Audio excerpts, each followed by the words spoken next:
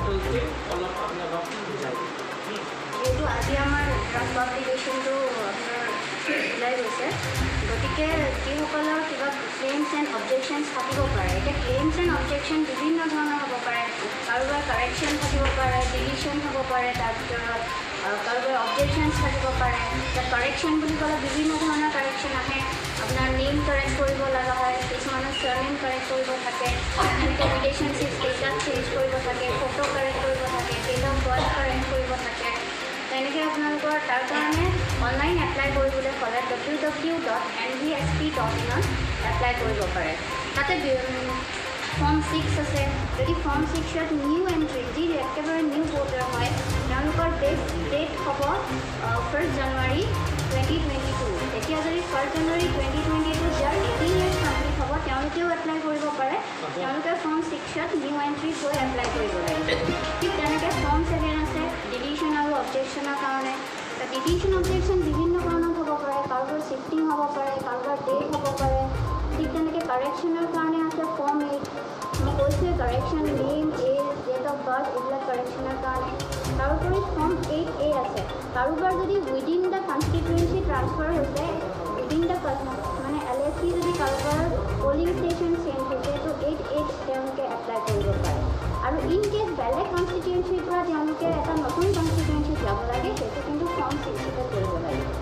তাৰোপৰি এটা mobile app আছে, ভোটাৰ্ছ হেল্পলাইন এপ, তাতো গৈ ভোটাৰসকলে যিসকল এপ্লাই কৰিব পাৰে। গতিকে এনেধৰণে কৰি দিয়া হ'ল। আৰু যিমান ক্লেইমছ এণ্ড অবজেকশ্যনছ আছে, এই সকলোখিনি আমি 30 নৱেম্বৰলৈকেহে গ্ৰহণ কৰিম। ছাইটটো হৈছে www.nvsp.in যাব লাগিব। তাৰোপৰি আমি অফলাইনো ভোটাৰসকলে তেওঁলোকে ইণ্টেণ্ডেড ভোটাৰ সকলোৱে এপ্লাই কৰিব পাৰে অফলাইন।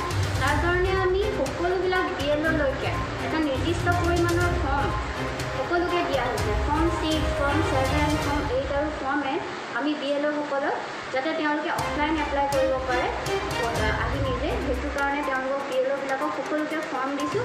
আৰু কোনোবাই ইয়াতো যদি অসুবিধা পায়, অফিচলৈ আহিব পাৰে, আহি তেওঁলোকে ইয়াতো আহি এপ্লাই কৰিব পাৰে। গতিকে অনলাইন অফলাইন দুটাই সুবিধা কৰা হৈছে। যিহেতু কিছুমান জেগাত ইণ্টাৰনেটৰ প্ৰব্লেম হয়, খুব ইণ্টেৰিয়ৰ কিছুমান ঠাই আছে, মানুহে হয়তো সেইবিলাক গোটেইখিনি কথা গম নাপায়। গতিকে তেওঁলোকৰ সুবিধাৰ কাৰণে আমি অফলাইন ফৰ্মৰো ব্যৱস্থা কৰিছোঁ। এইখিনিয়ে কথা আৰু বাকী ক্লেইমছ এণ্ড অবজেকশ্যন 20 তাৰিখৰ ভিতৰত ডিছপ'জ কৰা হ'ব 20 ডিচেম্বৰ। আৰু 20 ডিচেম্বৰৰ পিছত যিটো আমাক ডেট দিয়া হৈছে, তো টোটাল আমাৰ এজ অন 18 জানুৱাৰী 2021 আমাৰ টোটাল আছিল 3,28,708 ইলেক্টৰ্ছ। আৰু আজি যেতিয়া ড্ৰাফ্ট পাব্লিকেশ্যন হৈছে 3,37,668। তো মাজতে government as per the direction of the election commission of India এতিয়াতো কণ্টিনিউৱাছ আপডেশ্যন হৈ থাকে। যিবিলাক মানুহ 18 বছৰ হৈছে, যদি এপ্লাই কৰিলে অনলাইন হওক হাৰ্ড কপি হওক আমি এণ্ট্ৰি কৰোঁ। আৰু যিখিনি মানুহ ঢুকাইছে আমি কণ্টিনিউৱাছলি সেইটো ডিলিট কৰোঁ। চ' সেইটো কৰি টোটেল ফিগাৰটো আছে 3,37,668. This is for 2 LSCs, 18 Horagat ST LSC and 19 Difu ST LSC. And our rate of increase, percentage of increase is 2.73%. এইখিনি কি আমি percentage of increase over last year যি পাব্লিছ হৈছিল 18 জানুৱাৰী ফাইনেল, I mean 21-ৰ, এতিয়া যে আজি draft publication সেই ইনক্ৰিজটো আছে 2.73। সেইখিনি কি আছে বিশেষটো আজি নাই। তো মই আপোনালোকক as the 4th pillar of democracy media persons মই সেইটো ৰিকুৱেষ্ট কৰোঁ যে you please kindly make widest publicity possible in your newspaper, in your TV channel, so that public become aware of this schedule and they can accordingly take action for enrollment of new electors, deletion of that persons or যিবিলাক migrated হৈছে। আৰু যদি কোনোবা correction কৰিব লাগিলে আপোনালোকে সেই শ্বেডিউলটো অলপ পাব্লিছ কৰক, আপোনালোকে নিজে নিজে নিউজ চেনেল হওক প্ৰিণ্ট মিডিয়াতে, and let it be a public affair so' that যিবিলাক 18 বছৰ হৈছে তেওঁলোকে নিজে এনৰোল কৰিব। স্যাৰ অফলাইন অনলাইন দুটো থাকিব নেকি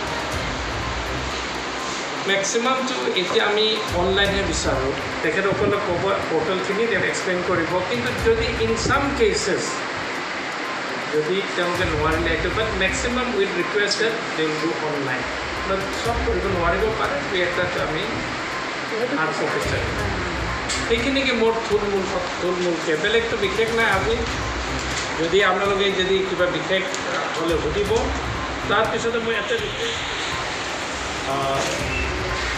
Election Commission of India every year generally summary revision of electoral rolls with reference to 1st January next year. যেনেকৈ এই বছৰৰ summary revision, special summary revision 2022 with reference to 1st January 2022.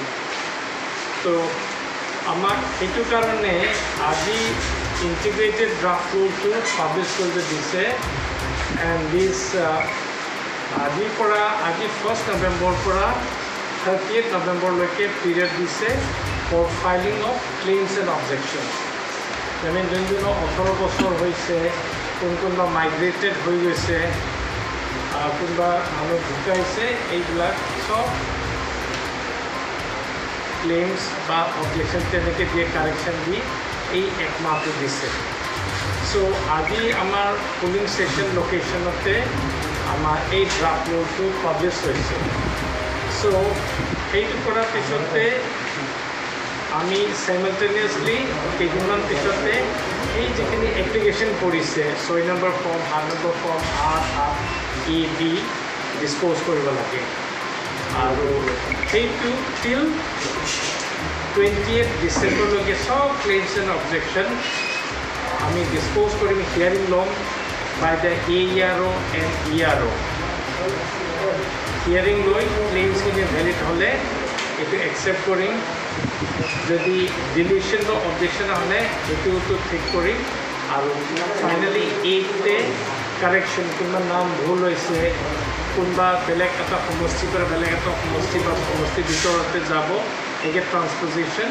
8A কৰিব আৰু final publication will be on 5th January 2022 চ' সেইখিনিকে schedule 1st November publication and filing of claims and objection till 30th November then 20 November ভিতৰতে সব claims and objection dispose কৰিব লাগিব আৰু 5th January 2022 final publication হ'ব তো সেইখিনিকে আমাৰ শ্বেডিউল আৰু just for the check of record আপোনালোকে এইটো কপি এটা পাই যাব